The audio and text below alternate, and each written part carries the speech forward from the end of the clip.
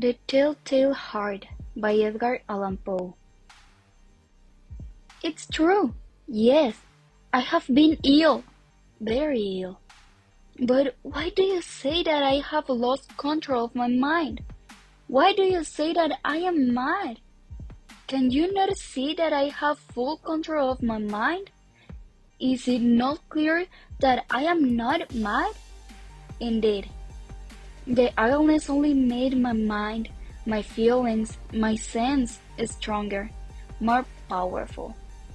My sense of hearing, especially, became more powerful. I could hear sounds I had never heard before. I heard sounds from heaven, and I heard sounds from hell. Listen, listen, and I will tell you how it happened. You will see, you will hear how healthy my mind is. It is impossible to say how the idea first entered my head. There was no reason for what I did. I did not hate the old man. I even loved him. He had never hurt me. I did not want his money. I think it was his eye. His eye was like the eye of a vulture, the eye of one of those terrible birds that watch and wait while an animal dies, and then fall upon the dead body and pull it into the pieces to eat it. When the old man looked at me with his vulture eye, a cold feeling went up and down my back. Even my blood became cold, and so I finally decided I had to kill the old man and close that eye forever. So, do you think that I am mad? A mad man cannot plan, but you should have seen me.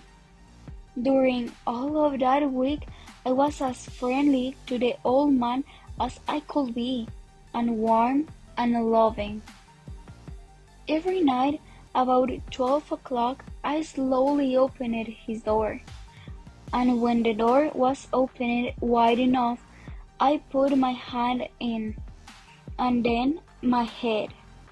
In my hand, I held a light covered over with a cloth, so that no light showed, and I stood there quietly. Then, carefully, I lifted the cloth just a little, so that a single thin, small light fell across the eye. For 7 nights I did this, 7 long nights. Every night at midnight. Always the eye was closed, so it was impossible for me to do the work. For it was not the old man I felt I had to kill. It was the eye, his evil eye. And every morning I went to his room, and with a warm, friendly voice, I asked him how he had slept. He could not guess that every night, just at 12, I looked in at him as he slept. The 8th night, I was more than usually careful as I opened the door. The hands of a clock moved more quickly than did my hand. Never before had I felt so strongly my own power. I was now sure of success. The old man was lying there, not dreaming that I was at his door. Suddenly, he moved in his bed. You may think I became afraid, but no. The darkness in his room was thick and black. I knew he could not see the opening of the door. I continued to push the door, slowly, softly. I put it in my head. I put in my hand. With a covered light, suddenly the old man sat straight up in bed and cried, "Who's there?" I stood quite still. For a whole hour I did not move, nor did I hear him again lie down in his bed. He just sat there, listening. Then I heard a sound, a low cry of fear which escaped from the old man. Now I knew that he was sitting up in his bed, filled with fear. I knew that he knew that I was there. He did not see me there. He could not hear me there. He felt me there. Now he knew that death was standing there. Slowly, little by little, I lifted the cloth until a small light escaped from under it to fall upon that vulture eye. It was open, wide open, and my anger increased as it looked straight at me. I could not see the old man's face, only see that eye.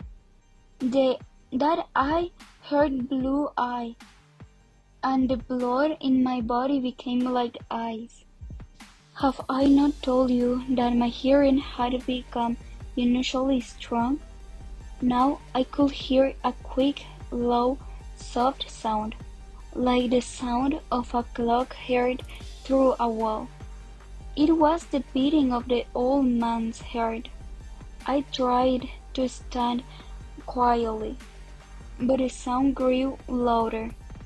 The old man's fear must have been great indeed, and as the sound grew louder, my anger became greater and more painful.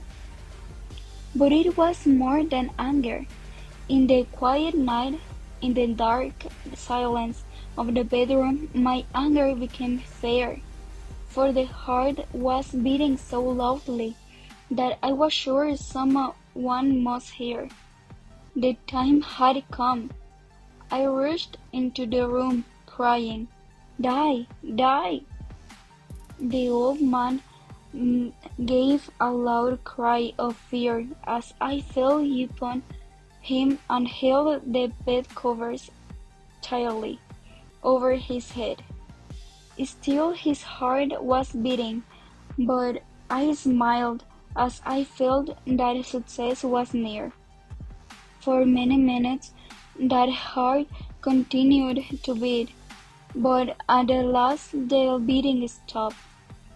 The old man was dead. I took away the bed covers and held my ear over his heart. There was no sound. Yes, he was dead, dead as a stone.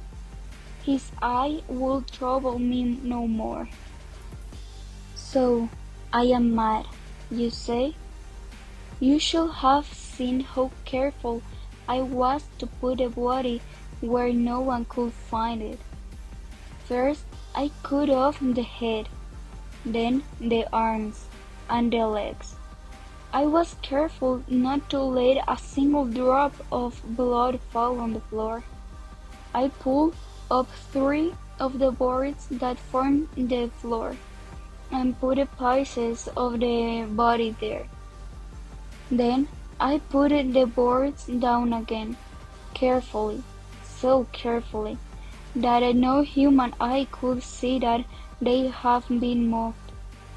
As I finished this work, I heard that someone was at the door. It was now 4 o'clock in the morning, but still dark. I had no fear, however, as I went down to open the door. 3 men were at the door, 3 officers of the police. One of the neighbors had heard the old man's cry and called the police. These 3 had come to ask questions and to search at the house. I asked the policemen to come in.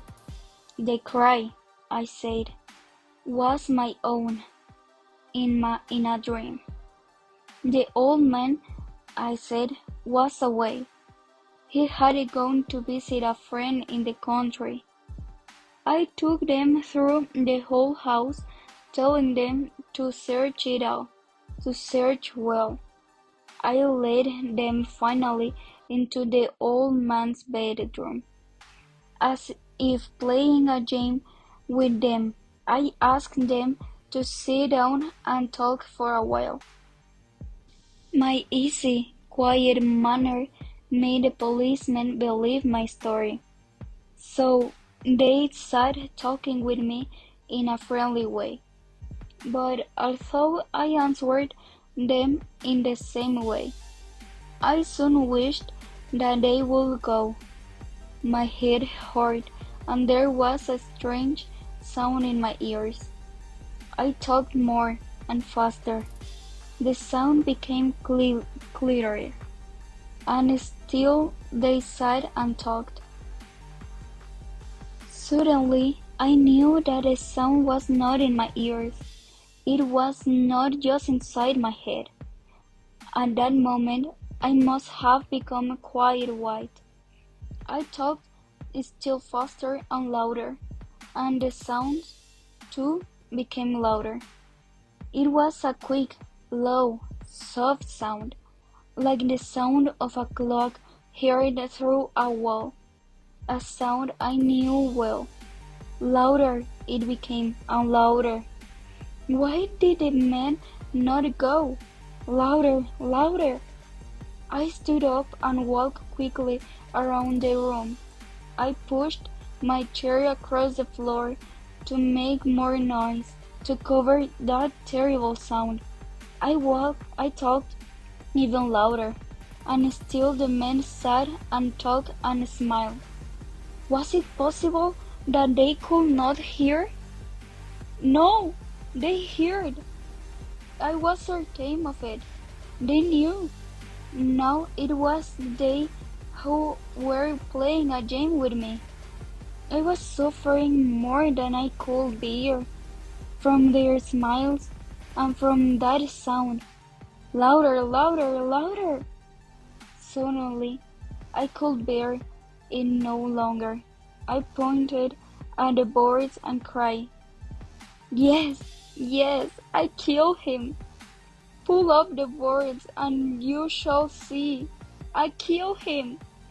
But why does his heart not stop beating? Why does it not stop?